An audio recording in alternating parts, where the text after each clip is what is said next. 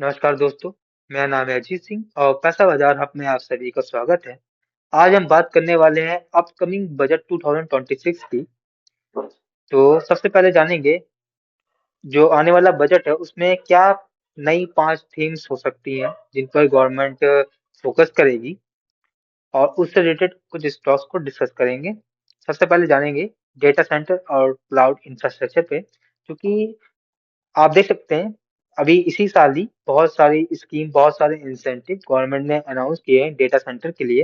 Rare earth और strategic minerals, उन पर भी गवर्नमेंट अभी से ही फोकस कर रही है। तो ऐसी संभावना है कि आने वाले समय में बजट में स्पेशल कुछ इनके लिए होगा। रेलवे बजट के ऊपर भी, और फर्टिलाइजर स्टॉक्स और ड्रोन मैन्युफैक्चरिंग। जब भी इंडिया के अंदर कुछ प्रॉब्लम होती है तो इंडिया अपने डिफेंस बजट में थोड़ा सा इंक्रीज करता है। ऐसा ट्रैक रिकॉर्ड रहा है। तो हम जानेंगे आने वाले समय में क्या हो सकता है। सबसे पहले बात करते हैं डेटा सेंटर और क्लाउड इंफ्रास्ट्रक्चर को लेके। गवर्नमेंट पुश कर सकता है इंसेंटिव देकर large scale data center capacity को। तो लार्ज कैप की बात करें तो भारती एयरटेल, टाटा कम्युनिकेशन, रिलायंस, एचसीएल टेक, ये बड़ी कंपनी है, लार्ज कैप है। और मिड कैप और स्मॉल कैप की बात करें, नेटवेब टेक, एवरेनो प्रो, ब्लैक बॉक्स, टेक्नो इलेक्ट्रिक, अनंतराज और रेलटेल, ये आती है कंपनीज। और rare earth and strategic mineral की बात करें तो पॉलिसी का सपोर्ट रहा है। 7,280 करोड़ का अनाउंसमेंट अभी गवर्नमेंट ने किया था। स्कीम निकाली थी परमानेंट मैग्नेट के लिए। आने वाले बजट में स्पेशल कुछ हो सकता है इस स्कीम के ऊपर। ऑब्जेक्टिव ये रहा है कि रिड्यूस करना अपनी डिपेंडेंसी को, निर्भरता को चाइना पर, और सेमीकंडक्टर और हाईटेक नीड के लिए। इसमें कुछ की स्टॉक्स हैं। जीएमडीसी जो कि लीडर है इस सेगमेंट में, हिंदुस्तान जिंक, वेदांता और जेएसडब्ल्यू ग्रुप। अब हम बात करेंगे रेलवे बजट के ऊपर। पिछले 2-3 बजट से काफी अच्छा रहा है रेलवे बजट, लेकिन लास्ट ईयर हमें थोड़ा सा उसमें इंक्रीज होता नहीं दिखा।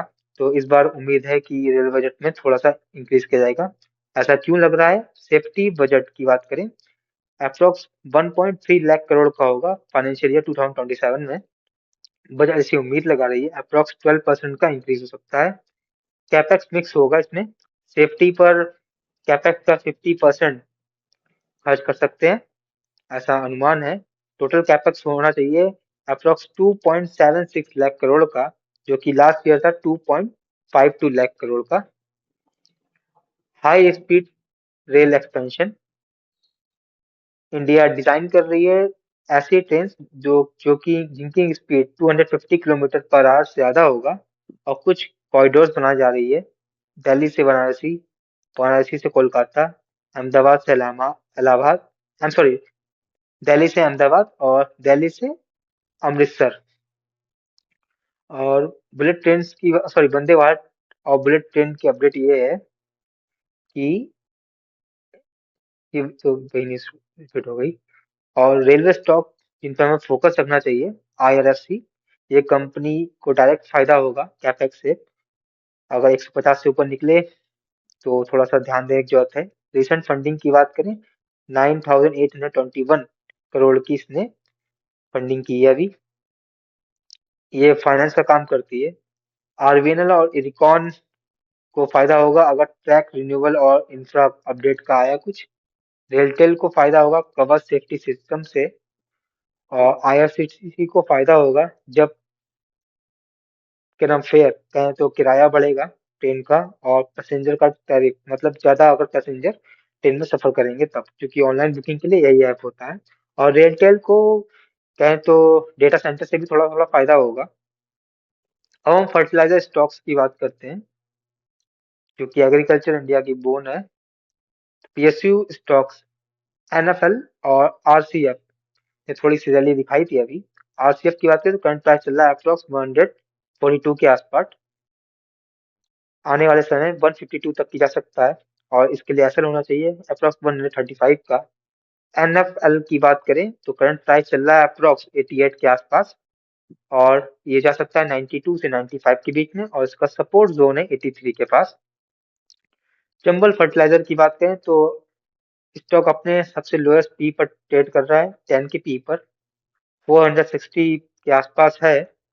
490 तक जा सकता है, अगर कंप्लीट करता है 510 तक जा सकता है, उसके बाद 530 तक जा सकता है। और डिफेंस की बात करें, मेनली डिफेंस में ड्रोन मैन्युफैक्चरिंग की बात करें तो गवर्नमेंट ने अनाउंस की थी ड्रोन शक्ति नाम की स्कीम। तो बजट का हायर एलोकेशन हो सकता है डिफेंस में ड्रोन मैन्युफैक्चरिंग को लेकर। ग्रोथ थीम रहेगी इंडिजिनियस ड्रोन प्रोडक्शन का। इसमें की प्लेयर्स हैं आइडिया फॉर और जेन टेक्नोलॉजी, और जेन टेक्नोलॉजी काफी अच्छा कर रही है डिफेंस सेक्टर में। डिफेंस सेक्टर ऑफ की बात करें तो प्राइवेट प्लेयर्स का भी फोकस बहुत ज्यादा है।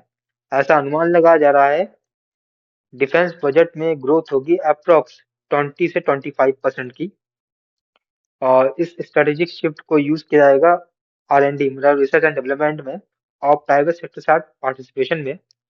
अपॉर्चुनिटी बन सकती है इसमें प्राइवेट डिफेंस फर्म के लिए, जो कि PSU के साथ नए ऑर्डर शेयर करेंगे। तो ये हमारी थोड़ी सी रिसर्च थी आने वाले बजट के ऊपर। तो ये वीडियो सिर्फ और सिर्फ एजुकेशनल पर्पस के लिए थी, कोई भी बाई सेल की रिकमेंडेशन नहीं है। कोई भी निवेश करने से पहले अपने वित्त सलाहकार से बात करें। अगर वीडियो पसंद आया है तो लाइक करें, शेयर करें, सब्सक्राइब करें। अगर आप किसी सेक्टर, स्टॉक या फिर म्यूचुअल फंड के बारे में जानना चाहते हैं तो उसका नाम हमें कमेंट सेक्शन में मेंशन करिए, ताकि नेक्स्ट टाइम जब हम वीडियो बनाएं तो उन टॉपिक्स पर बात कर सकें। धन्यवाद।